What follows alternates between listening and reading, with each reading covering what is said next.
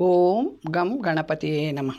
శ్రోతలకు నమస్కారం. మన ఛానల్కు స్వాగతం. శ్రీ భవిష్య మహాపురాణం 78వ భాగం. సువర్ణ తిలశైల దాన విధి. తిలల మహిమ. మహారాజా, సువర్ణచల దానంలో 1000 పలంల బంగారాన్ని వాడడం ఉత్తమం. దానం అనిపించుకుంటుంది. అంతలేని వారు అందులో సగం, మరీ లేనివారు ఇందులో సగం పలంలా బంగారాన్ని వాడవచ్చు. దాన విధి అంతా ధాన్య పర్వత దానం అలాగే ఉంటుంది. విష్కంభ పర్వతాల విధి కూడా అలాగే ఉంటుంది. దానం చేస్తున్నప్పుడు సువర్ణ చలాన్ని ఈ మంత్రంతో ప్రార్థించాలి. నమస్తే బ్రహ్మబీజాయ బ్రహ్మగర్భాయ వై నమః. యస్మాదనంత ఫల దస్తస్మాత్ పాహి శిలోచయ. యస్మాదగ్నేరప్యంతం త్వం యస్మాత్ తేజో జగత్పతే. హేమపర్వత రూపేణ తస్మాత్ పాహి నగోత్తమ. ఈ విధంగా సువర్ణచల దానాన్ని చేసేవారు పరమశివలోకానికి వెళ్ళి అక్కడ 100 ఏళ్ళు నివసించి అప్పుడు మోక్షాన్ని పొందుతారు. మహారాజా, ఉత్తమ విష్ణులోక ప్రాప్తిదమైన తిలశైల దాన విధానాన్ని వినిపిస్తాను. తిలలు అత్యంత పవిత్రాలనే పవిత్రం చేసేటంత పవిత్రాలు. వీటి ఉత్పత్తి విష్ణుదేవుని దేహం నుండి జరిగింది. అందువల్ల కూడా ఇవి పరమ పవిత్రాలు. ఎలాగంటే, దితిపుత్రులైన మధుకైటభులనే రాక్షసులు విష్ణువునే యుద్ధానికి ఆహ్వానించారు. వారి తపోబలము వరప్రభావం వల్ల ఎన్నేళ్లైనా యుద్ధం చేశారే కానీ చావలేదు, అలియలేదు. విష్ణువుకి బాగా చెమట పట్టి కొన్ని బిందువులు నేలపై పడగా వాటి నుండి తిలలు, ఉడద ధాన్యము, కుశదర్భలు ఉత్పన్నమైనాయి. కొన్నాళ్లకి మధు రాక్షసుని విష్ణువు సంహరించాడు. వాని మేధి అంటే కొవ్వు నేలపై పడి నాటి నుండి పృథ్వీకి మేధిని అని పేరు వచ్చింది. ఎందుకంటే అది భూమినంతటిని తన రంగంలోకి మార్చేసింది. చాలాసేపటిదాకా ఎవ్వరికి ఏమీ కనబడలేదు. మధు రక్కసుడు మరణించగానే దేవతలంతా కడు సంతుష్టులై విష్ణువుని ఇలా స్తుతించారు. దేవదేవేశ, మీరే ఈ ప్రపంచాన్ని ఉద్ధరించి పోషిస్తారు. సృష్టికర్త మీరు. మధుసూదన, మీ సంకల్పం వల్ల జనించిన ఈ విశ్వం దానిలోనే లయిస్తుంది. మీ ప్రసాదంగా ఈ తిలలు లోకానికి వచ్చాయి. లోక కళ్యాణకారకులైన మీకు వందనములు. రక్షించండి. దేవతలారా, ఈ తిలలే 3 లోకాలను రక్షించగలవు. శుక్లపక్షంలో దేవతలకు, కృష్ణపక్షంలో పితరులకు తిలోదకాలిస్తే రక్షణ లభిస్తుంది. ఈ తిలాంజలులను 7-8 మార్లు ఇస్తే మేము, మీరు పితరులు కూడా సంతోషించి మానవులను సంతోషపెట్టాలి.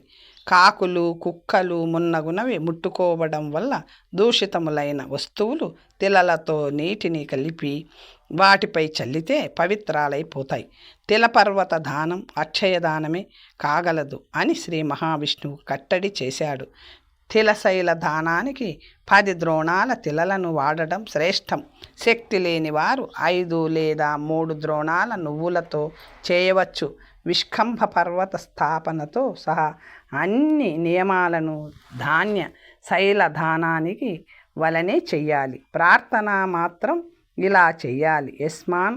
యస్మాన్ మధువధే విష్ణుర్దేహ స్వేద సముద్భవాః తిలాః కుశాచ్చ మాసాచ్చత తస్మాచ్చం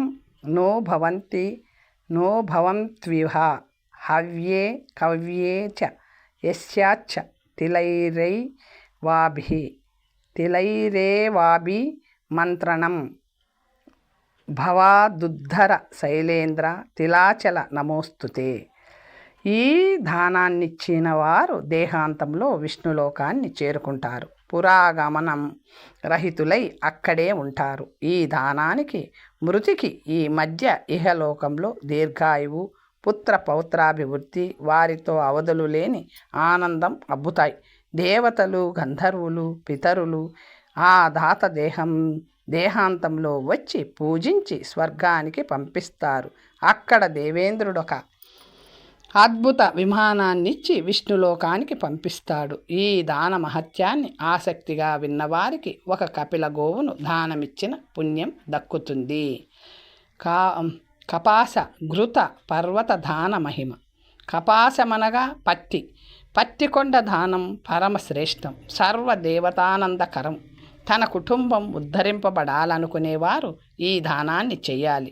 శక్తి కొలది 20 భారముల నుండి 1 భారం దాకా పత్తిని పర్వత నిర్మాణంలో వాడాలి. ఇతర నియమాలన్నీ ధాన్య శైల దానంలో వలనే. శ్లోకం మాత్రం ఇది: త్వమేవ వరణం యస్మాల్లోకానామిహ సర్వదా కార్పసాచల సప్తస్మాద్ ఘౌగ ధ్వంసనో భవ. ఈ ప్రకారం పత్తికొండను దానం చేసిన వారికి 1 కల్పం కాలం పాటు రుద్రలోక నివాసం ప్రాప్తిస్తుంది. మరలా పుడిమిపై పడినప్పుడు సర్వ సంపదలు గల రాజులుగా జన్మిస్తారు. ధర్మరాజా, దివ్య తేజస్సుని కరుడుగట్టిన పాపాల నుండి సైతం విముక్తిని ఇచ్చే శ్రేష్టదానం ఘృతాచల దానం.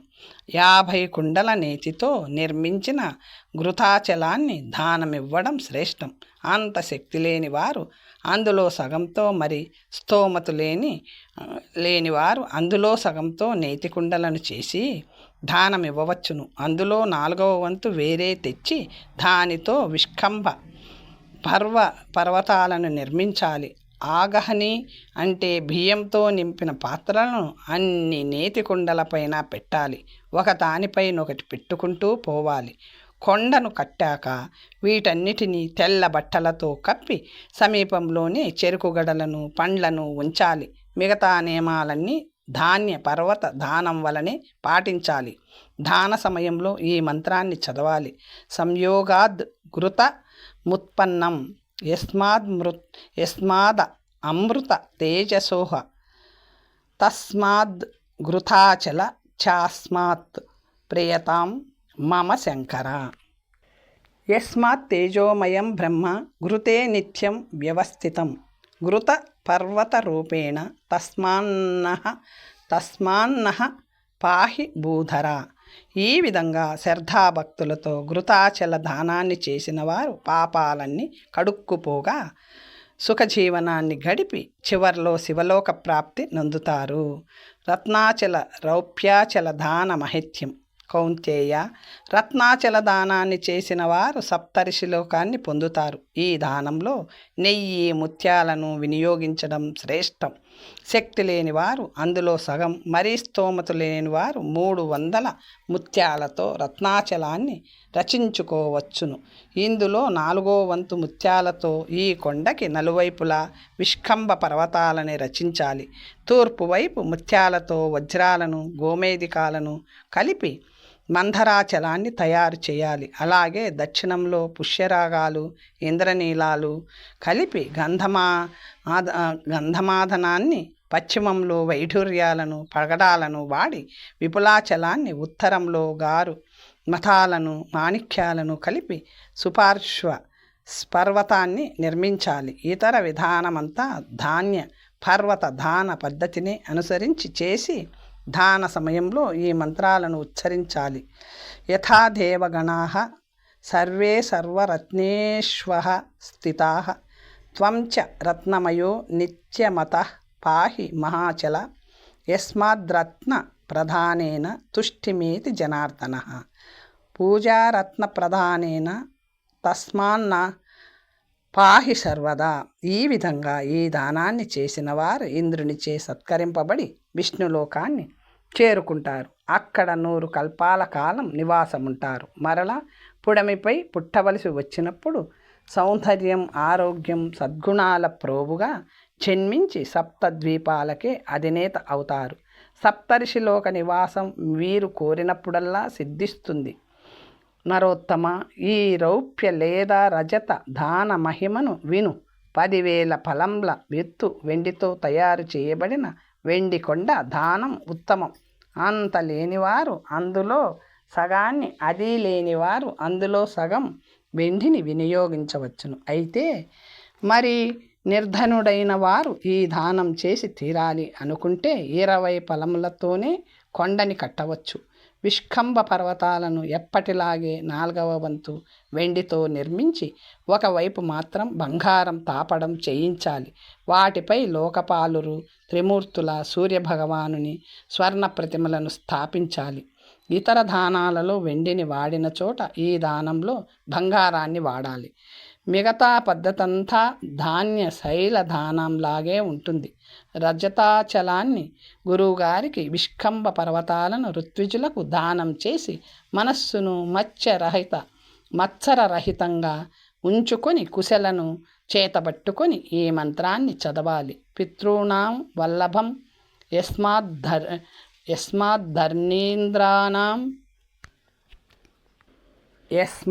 యస్మాద్ధరీంద్రాణం శంకరస్య చ రజతపాహిత స్మన్నో ఘోరాత్ సంసార సాగరాత్.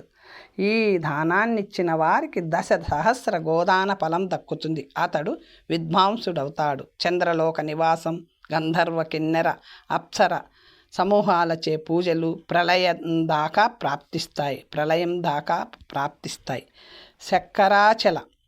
శర్కరాచల దాన విధి. మహారాజా, ఇప్పుడు సర్వోత్తమమైన శర్కరాచల దానాన్ని వర్ణిస్తాను. దీనివల్ల విష్ణు, శివ, సూర్యభగవానులు తృప్తులవుతారు. 8 భారాల చక్కెరతో చేసే అచల దానముత్తమం. అంత లేనివారు అందులో సగం, ఆ మాత్రము లేనివారు ఇందులో సగభాగం భారంలా చక్కెరను వాడవచ్చు. పేదలు 1 భారం, మరీ నిరుపేదలు అర్ధభారంగా చక్కెరను వినియోగించవచ్చును. శ్రద్ధాభక్తులు, దీక్షా ఆసక్తులే ముఖ్యం. ధాన్య శైలధానంలో వలెనే అన్నీ చేస్తూ మందార, పారిజాత, కల్పవృక్షాల స్వర్ణమూర్తులను అన్ని పర్వతాలపైన స్థాపించాలి. అన్ని అచలాల తూర్పు, పడమటి ప్రక్కలలోనూ హరిచందనాన్ని పూసి ఉంచాలి. కదంబ వృక్షం క్రింద మందారాచలంపై మన్మధుని మూర్తిని, జంబూ వృక్షం క్రింద గంధమాదన శిఖరంపై విష్ణుదేవుని మూర్తిని, విపులాచలంపై స్వర్ణహంస మూర్తిని ఉంచాలి. దీనిని పూర్వాభిముఖంగాను, గోవు మూర్తిని దక్షిణాభిముఖంగాను ఉంచాలి. మిగతా అంతా ధాన్యాచలం వలనే దాన మంత్రాలిలా ఉంటాయి. సౌభాగ్యామృత సారో యం పరమం శర్కరాయుత యస్మాద్దానానందకరీ త్వం భవే శైలేంద్ర సర్వదా. అమృతం పిబతాం ఏతు నిష్పేతురుర్భవి శ్రీకరాః దేవానాం తత్ముత్తతోసి పాహినాః. శర్కరాచల మనోభవ ధనుర్మధ్యామద్భుత శర్కరాయతః తన్మయోసి మహాశైల పాహి సంసార సాగరాత్. ఈ విధంగా శర్కరాచల దానం చేసిన వారు సర్వ పాప విముక్తులై శివలోక ప్రాప్తి నొందుతారు. అక్కడ విష్ణు భగవానుని ఆజ్ఞతో 1 విమానం లభిస్తుంది. 100 కల్పాల తరువాత భూమిపై 3 జన్మలెత్తుతారు. దీర్ఘాయువులై, మహావీరులై, సప్తద్వీపాలకు ఏలికలై మనుగడ సాగిస్తారు. మహారాజా, పర్వతాచల దానాలన్నిటిలో దాత మనస్సు ప్రశాంతంగా, మత్సరరహితంగా ఉండాలి. శక్తానుసారము వీలైనంత మందికి భోజనాలు పెట్టించాలి. గురువుగారి అనుమతితో తాను లవణరహిత భోజనాన్ని చెయ్యాలి. అన్ని దానాలలోనూ సామగ్రిని దానం చేశాక దానిని బ్రాహ్మణుల ఇంటికి తానే స్వయంగా పంపించాలి. మహారాజా, ఈ 10 విధ మహాదానాలను చూసి సాయపడిన నిర్ధనులందరికీ ఇట్లే గొప్ప ఫలాలు ప్రాప్తిస్తాయి. ఈ మహిమలను విన్నవారికి పీడకలల భయాలతో పాటు సర్వ దోషాలు తొలగిపోతాయి అని చెప్పాడు శ్రీకృష్ణుడు. సదాచార ధర్మ నిరూపణం. పరంధామ, ఈనాడు నీ అనుగ్రహం వల్ల నేను ప్రతిపదాది తిథులలో చేయవలసిన ధర్మకార్యాలన్నింటినీ వినగలిగాను. అన్ని రహస్యాలతో, మంత్రములతో పాటు వ్రతదానాదుల ప్రారంభం నుండి ఉద్యాపన దాకా కులంకషంగా తెలుసుకోగలిగాను. యజ్ఞయాగాదులు, దాన ధర్మాలు, స్నాన విధులు, ఉత్సవాలు, ఇష్టాపూర్త కర్మలు వంటి విషయాలపై కూడా జ్ఞానాన్ని పెంపొందించుకున్నాను. అయినా మధుసూదన, మీరెందరో దేవతలను నానత్వ ప్రదర్శనను చేశారు. వేరు వేరు మంత్రాలతో వేరు వేరు దేవతలను ఎలా మెప్పించాలో చెప్పారు. మరి ధ్యాన యోగ పరాయణులైన వ్యాసాది మహర్షులు కేవలం అవ్యయ సర్వగత నిర్వికార ఏకైక పరమాత్మనే వర్ణించారు.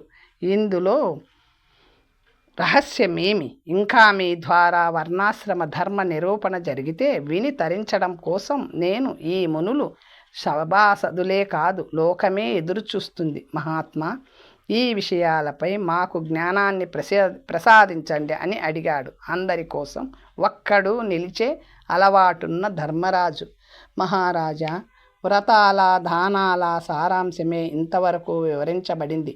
విశేష వర్ణనం చేయాలంటే మహాదేవి సరస్వతీదేవికే సాధ్యం. అన్ని వర్ణాశ్రమాలకు సామాన్య ధర్మం విఘ్న రహితంగా సర్వ కళ్యాణాలలో జీవించడం. ఇప్పటిదాకా వర్ణింపబడిన దేవతలందరూ మూలతః ఒక పరమాత్మ యొక్క రూపాలే. బ్రహ్మయే హరియే మహేశ్వరుడు, మహేశ్వరుడే సూర్యభగవానుడు, ఆయనే అగ్ని, కార్తికేయుడు, వినాయకుడు, ఆయన మరొక తత్వమే శక్తి, గౌరీ, సరస్వతి, మహాలక్ష్మి. ఇవన్నీ ఆ శక్తి యొక్క భిన్న రూపాలే. అందుకే మూలతః తత్వం ఒక్కటే. భూమిలో అగ్ని, వాయువు, జలం అన్నీ ఉన్న భూమి అనే మాటలనే వాడుతున్నాం కదా. పారమార్థిక దృష్టితో ఆలోచిస్తే భేదం ఉన్నదనే విషయమే ఉండదు. ఎందుకంటే భేదమే లేదు కాబట్టి. కౌంతేయ, వేద ధర్మాన్ని అనుసరిస్తూ ఎవరే దేవత ఆశ్రయాన్ని కోరి వ్రతాలు చేసినా దానాలిచ్చినా అవి మూలతః ఒకే పరమాత్మ ఉపాసనా విధానాలు కాబట్టి ఆయననే చేరుతాయి. నేను చెప్పిన వ్రతాలు దానాలు అన్నీ కూడా సదాచారులకే ఫలిస్తాయి, దురాచారులకు కాదు. ఆచారహీనులైన వారు చేసే పనిని 6 అంగాలచే అధీతమైన వేదం కూడా పవిత్రం చేయలేదు. అండము నుండి బయటపడి రెక్కలు చాచి ఎగిరే పక్షి అండమును వదిలి వేసినట్లు ఆచారహీనుని నోటి నుండి చదవబడిన వేదాలు అతనిని వదిలివేస్తాయి. ఎలాగైతే కపాలంలో పోసిన నీరు, కుక్క చర్మంతో చేసిన పాత్రలో పోసిన పాలు స్థానదోషం వల్ల అశుద్ధాలైపోతాయో అలాగే ఆచారహీనునిలోని మానవత్వం కూడా అపవిత్రమైపోతుంది. కాబట్టి ఎంత ప్రయత్నాన్నైనా చేసి ఆచారాన్ని రక్షించుకోవాలి. ధనం ఉన్నా పోయినా మంచి మనిషి గౌరవింపబడతాడు. అతని స్థాయి జనాల హృదయాల నుండి పడిపోదు. ఆచారవంతుడు ఆచారహీనుడైపోతే మాత్రం అన్ని విధాలా పడిపోతాడు. మరి లేవడు. ఆచారమే ధర్మము, ఆచారమే వర్ణము. అది పోయిన వానికి ధర్మము వర్ణము కూడా పోతాయి. అధమ వర్ణము వాడు అన్ని వేదాలు చదువుకొని అన్ని ఆచారాలు పాటించినవాడు ఉత్తమ వర్ణం వానిలాగే చూడబడతాడు. కులం అంటే గట్టు జన్మతో వచ్చే కులం. ఆ ధర్మాన్ని పాటించని వాడు నిలబడు. ధర్మం వల్ల నిలబడేదే కులం. దానికి ఆచారం వల్ల వచ్చేది గౌరవం. అది వ్యక్తిని ఇక్కడ అక్కడ కూడా సుఖపెడుతుంది. ధర్మరాజా, ఆచారం నుండియే ధర్మం ఉత్పన్నమవుతుంది. సంతులు, సత్పురుషులు, ఋషులు ఏది చెప్తారో, ఏది చేసి చూపిస్తారో అదే ఆచారం, సదాచారం అవుతుంది. ఎవరైనా స్వశుభాన్ని, లోక కళ్యాణాన్ని కోరుకునేవారు తప్పక తెలుసుకొని పాటించవలసింది సదాచారాన్ని. సదాచారం వల్ల దోషాలు, పాపములు నశిస్తాయి. సదాచారవంతుల్ని తెలిస్తే చాలు. వారిని చూడకపోయినా, వారితో పరిచయం లేకపోయినా త్రికాలాల్లో, త్రిలోకాలలో వారిని పూజిస్తూనే ఉంటాం.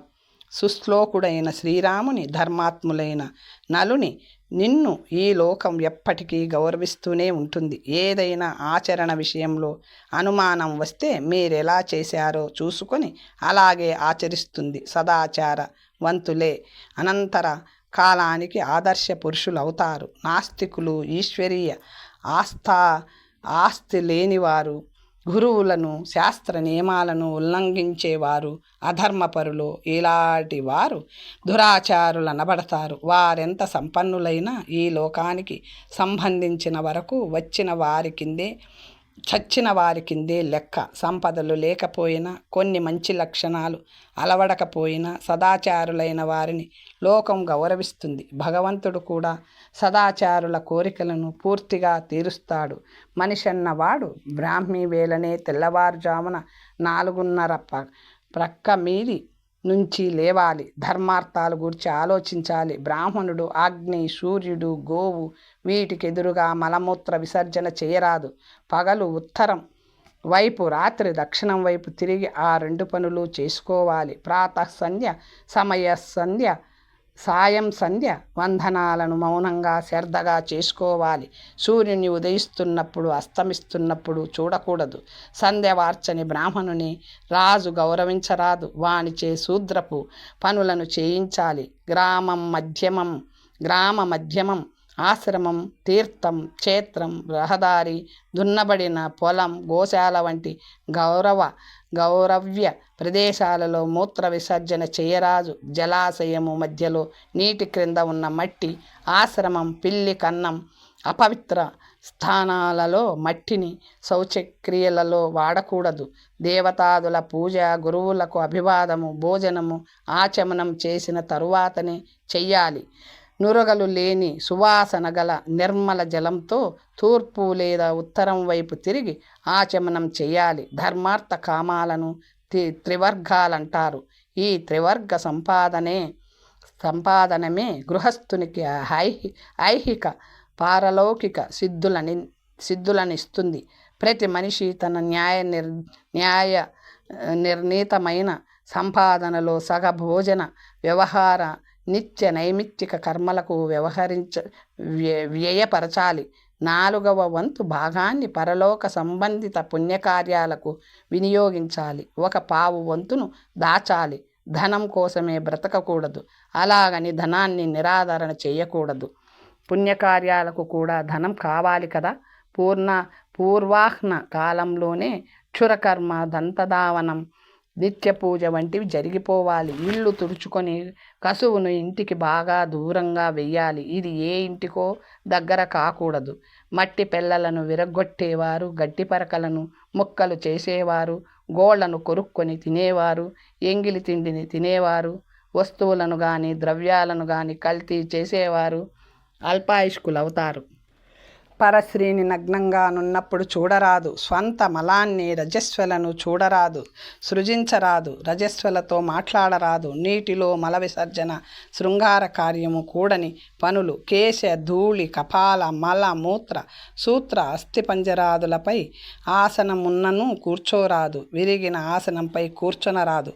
పగులు వేసిన పాత్రలను వాడరాదు. జుత్తు విరగబోసుకొని అన్నం తినకూడదు. నగ్నంగా స్నానశయనములు తప్పు. ఎంగిలి కడిగి తుడవని చోట కూర్చొనరాదు. ఎంగిలి చేతిని తలకు తగల్చరాదు. తల వెంట్రుకలను లాగరాదు. తలపై ఎవ్వరిని కొట్టరాదు. శిష్యులపై, కొడుకులపై కొరడాను ఉపయోగించరాదు. తలను 2 చేతులతో గోకరాదు. తగిన కారణం లేకుండా తలస్నానం చేయరాదు. భోజనం తరువాత రాత్రి స్నానం దోషం. స్నానం తరువాత నూనెను రాసుకొనకూడదు. నువ్వుల పిండాన్ని తింటే ఆయువు క్షీణిస్తుంది. గురుజనులను వద్ద, శ్రేష్ఠ జనుల వద్ద చెడు ఊసులు చెప్పరాదు. వారు కోపిస్తే ఎలాగోలా కాళ్ళావేళ్ళా పడి ప్రసన్నులను చేసుకోవాలి. అంతేకాని వీరితో మనకేం పని అని ఆలోచించరాదు. ఇతరులను నిందించరాదు. నిందించే వారిని చేరదీయరాదు. ప్రశస్తమైన మందులనే వాడాలి. జుత్తు నెల్లప్పుడూ నిర్మలంగా, స్నిగ్ధంగా ఉంచుకోవాలి. ఎల్లవేళలా మంచు కడిగిన మల్లెపువ్వులా ప్రసన్నంగా, చూచేవారికి మనతో మాట్లాడాలనిపించేలా ఉండాలి. ఇతరులలో దోషాలు వెతికి పట్టుకునే లక్షణం మంచిది కాదు. ఇతరుల గురించి చెడుగా మాట్లాడరాదు. గుసగుసలాడ వారిని ప్రోత్సహించరాదు. ఇతరుల వద్ద ఉచితముగా కానీ రుణముగా కానీ కించత్ నామమాత్రమైన దేనిని స్వీకరించరాదు. నీటిలోకి దుమికి స్నానం చేయుట, చిటారు కొమ్మ నెక్కుట దోషములు. దుష్ట స్త్రీతో పరిచయం చేసుకొనరాదు. తెలియక మెలిగినను తెలిసిన వెంటనే దుష్ట స్త్రీని పరిత్యజించవలేను. రాత్రిపూట వనములోనూ వీలైనంత వరకు మోమెత్తి మాట్లాడరాదు. బ్రాహ్మణుడు స్త్రీ రాజు, అధికారి, జ్ఞాని, బరువు మోసుకొని వస్తున్నవాడు, శ్రేష్ఠ వ్యక్తి, మూగి, అంధులు, బధిరులు, తాగుబోతులు, ఉన్మత్తులు వీరిని దూరం నుండే గమనించి దారిని వదిలివేయవలేను. ఒకరు ధరించిన చెప్పులు, బట్టలు, హారములు ధరించరాదు. ఇతర స్త్రీలతో పరిచయమును పెంచుకొనరాదు. కానీ ఏ స్త్రీ ఆపదలో ఉన్నా సంకోచించకుండా రక్షించాలి. రాత్రిపూట పెరుగు, పేలపిండి తినరాదు. అర్ధరాత్రి భోజనం చేయరాదు. ఇతరుల రహస్యాల పట్ల ఆసక్తిని చూపుట, తెలుసుకునే ప్రయత్నం చేయుట దోషములు. రంగురంగుల బట్టలను, నల్ల బట్టలను అనవసరంగా ఎక్కువసేపు ధరించరాదు. స్త్రీలను గౌరవించేవారు, ఇతరులను పీడించని వారు, సహనం, నమ్రత గలవారు ఎక్కువ కాలం సుఖంగా జీవిస్తారు. గొడ్డలితో తెగిన మ్రాను, కారచిచ్చులో కాలిన వనము మళ్ళా చిగురిస్తాయి. కానీ అప్రియ భాషణల వల్ల, అనుచిత దూషణల వల్ల చెదరిన స్నేహాలు చిగురించవు, తెగిన బంధాలు అతుక్కోవు. కాబట్టి మాటను జాగ్రత్తగా వాడాలి. వేదాలను, దేవుని నిందించరాదు. బ్రాహ్మణుని దూషించరాదు. ఎవరితోనూ వైరాన్ని పెట్టుకోరాదు. అలాగని పిరికితనాన్ని ప్రదర్శించరాదు. అవసరమైన చోట పరాక్రమాన్ని ఉపయోగించవలసిందే. నక్షత్రాలను చూపిస్తూ అందరూ మాట్లాడరాదు.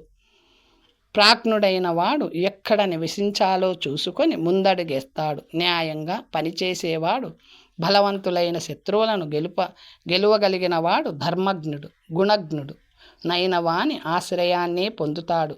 మాత్సర్యం లేని స్త్రీలు ఉండే చోట, గుణవంతులున్న చోట, వ్యవసాయదారులు, సస్య వృద్ధి, పంట పొలాలు ఉన్న గ్రామంలో కానీ, వీటితో పాటు పండితులు, నీతిమంతులు గల నగరంలో కానీ కాపురముంటారు. ధర్మరాజా, రుణదాత, వైద్యుడు, క్షత్రియుడు నిండుగా పారే జలాశయము లేని ఊరిలోని నివసించరాదని లౌక్ష్యులంటారు. కానీ రుణగ్రహీతలకు గౌరవం ఉండదు.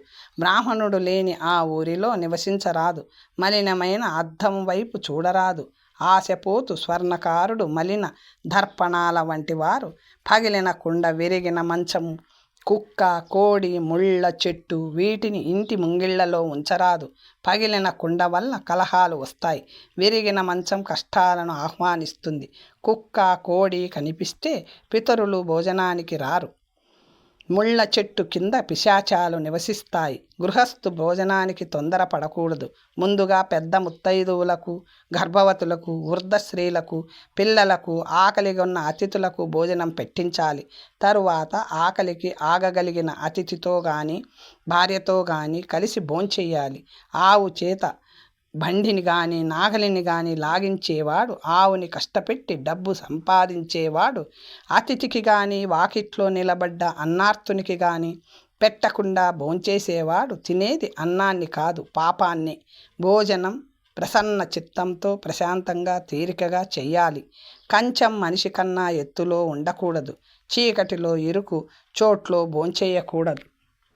భోజనాన్ని ఎప్పుడు కూడా మధుర తీపి పదార్థాలతో మొదలెట్టి వెంటనే లవణ పదార్థాన్ని తినాలి. తరువాత కటు పదార్థాన్ని చివర ద్రవయుక్త వ్యంజనము అంటే మజ్జిగను తినాలి. భోజనం తూర్పు లేదా ఉత్తరం వైపు తిరిగి కూర్చొని చేయాలి. ఎట్టి పరిస్థితుల్లోనూ అన్నాన్ని నిందించరాదు. భోజనానంతరం ఆచమనం చేసి ఇష్టదేవతకు నమస్కరించాలి. తరువాత చేతితో బొజ్జను నిమురుకుంటూ ఈ క్రింది మంత్ర శ్లోకాన్ని మెల్లగా, సుఖంగా, శ్రావ్యంగా పఠించాలి. ప్రాణాపాన సమానాన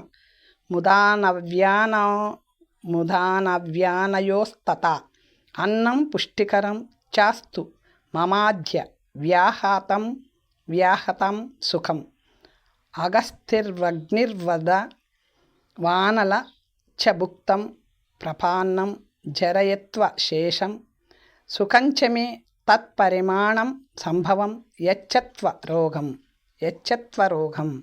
భోజనం తరువాత తేలికపాటి పనులను మాత్రమే చేయాలి. ధర్మజ, సాయం సంధ్య వేళల్లో ఎవరైనా బాటసారి వచ్చి వాకిట్లో నిలబడితే గబగబా వెళ్ళి అతనికి పాద్యమిచ్చి, అర్ఘ్యమిచ్చి, ఆసనం చూపించి సేద తీర్చాలి. తరువాత కమ్మగా మాట్లాడి మరింత కమ్మని భోజనం పెట్టి శయనపుట ఏర్పాట్లు చేసి అతడు శయనించాక యజమాని ఇంట్లో అందరికీ పక్కలు అమిరాయో లేదో చూసి అప్పుడు తాను పోయి పడుకోవాలి. తూర్పు దక్షిణాలతో శిరస్సును పెట్టి శయనించడం ప్రశస్తం. ఋతుకాలంలో సంతానం కోసం మాత్రమే సంభోగంలో పాల్గొనాలి. చతుర్దశి, అష్టమి, అమావాస్య పర్వదినాలలో తైలాభ్యంగనము, స్త్రీ సహవాసము తప్పు. క్షురకర్మ, స్త్రీ సహవాసం, శ్మశాన గమనాల తరువాత సవస్త్ర స్నానం చేయాలి. గురువు, యజ్ఞకర్త, పతివ్రత తపస్సులను హాస్యానికైనా తేలిక మాటల పాలు చేయరాదు. దాసులపై కోపం వచ్చినా దుర్భాషలాడరాదు. గురువున్న వైపు, దేవుడున్న వైపు కాళ్ళు చాచరాదు. బంధువుల పట్ల మత్సర దృష్టి జరపరాదు. భయపడిన మనుషులను ఓదార్చి భయం పోగొట్టాలి. దుఃఖితుల దుఃఖాలను పోగొట్టి చల్లబరచాలి. ఈ ఓదార్పు స్వర్గానికి సోపానం. ఆక్రోశం, వివాదం, పిసునతలను